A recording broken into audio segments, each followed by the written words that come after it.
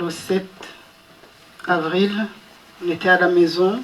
Quand on a appris l'attentat contre l'avion du président en place à cette époque, on a compris ce qui allait se passer, mais on n'imaginait pas que ça pouvait aller jusqu'où ça a été.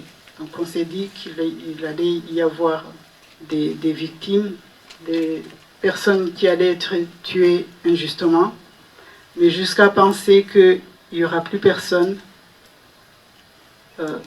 Des 10 personnes qui étaient à la maison, je suis la seule qui est sortie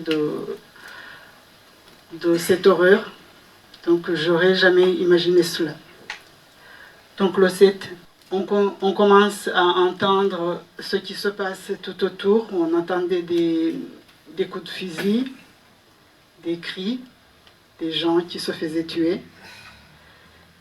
Mais on ne savait pas où aller, on n'avait pas où aller, on est resté. Nous sommes restés jusqu'au 12 avril. Et au 12 avril, c'était plus tenable. Donc on voyait que ça se rapprochait, on ne pouvait pas rester à la maison.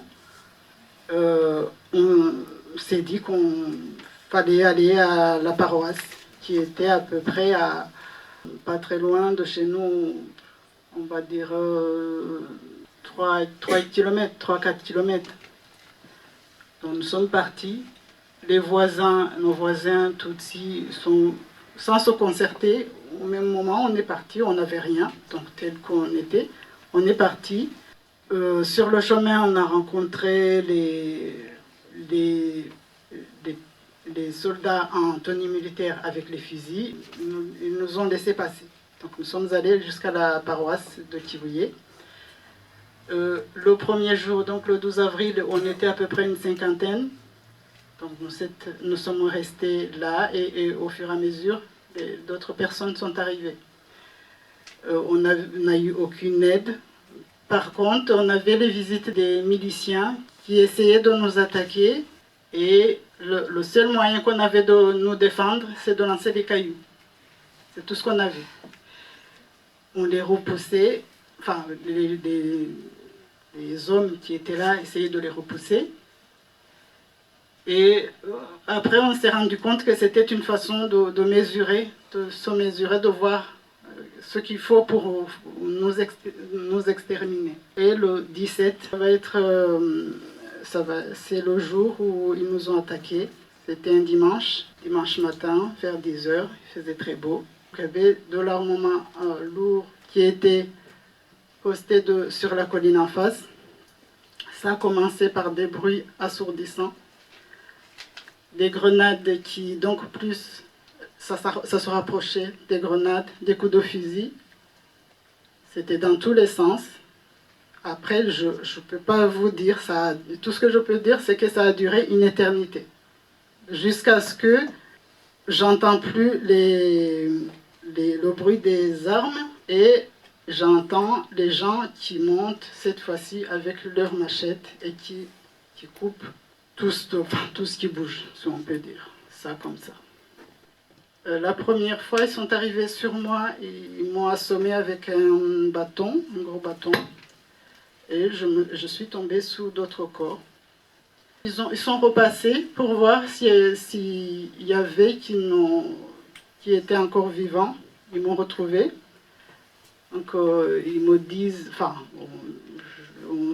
celui qui m'a coupé avec la machette, on s'est parlé.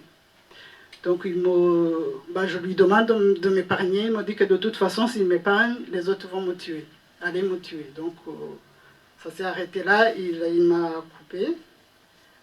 J'ai senti le flot de sang qui coulait. Je restais là, j'attends que je meure, ça n'arrive pas. Et il me semble que je n'ai pas perdu connaissance. Le jour suivant, ils reviennent. Ils font le tour, je les entends, mais je n'ose pas les regarder. Donc je n'ose pas lever un petit peu la tête pour voir qui c'est, mais je les entends. Je les entends très bien.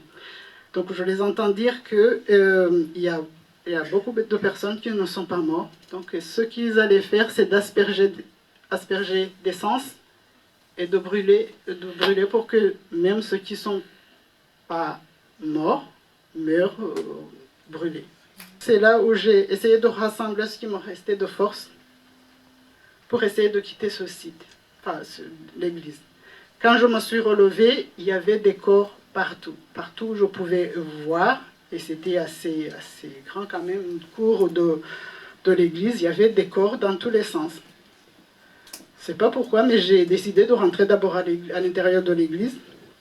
Je suis rentrée dedans.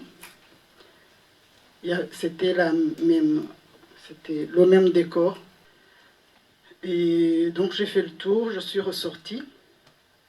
En ressortant, j'ai vu le corps de mon petit frère qui avait 7 ans. Il était déjà mort. J'ai vu ma grand-mère paternelle. Je lui ai parlé. Je n'ai pas vu la blessure, mais j'ai remarqué qu'elle ne pouvait pas se relever. Donc je lui ai parlé. Il ne m'a pas reconnu. Je lui ai dit qui j'étais. Et je suis partie. Je ne tenais pas debout, donc il a fallu que je trouve un appui. Donc j'ai trouvé un bâton, je me suis appuyée. Et dans ma tête, il fallait que j'aille à peu près à 500 mètres, un peu plus loin, il y avait un lieu d'accueil, un home. Et pour moi, ce qui s'était passé était arrivé juste à l'église où j'étais. Donc je me dis, je vais chercher de l'aide un peu plus loin. J'y arrive, même avant d'arriver là où il y avait ce homme, l'homme Saint-Jean, il y avait des corps partout.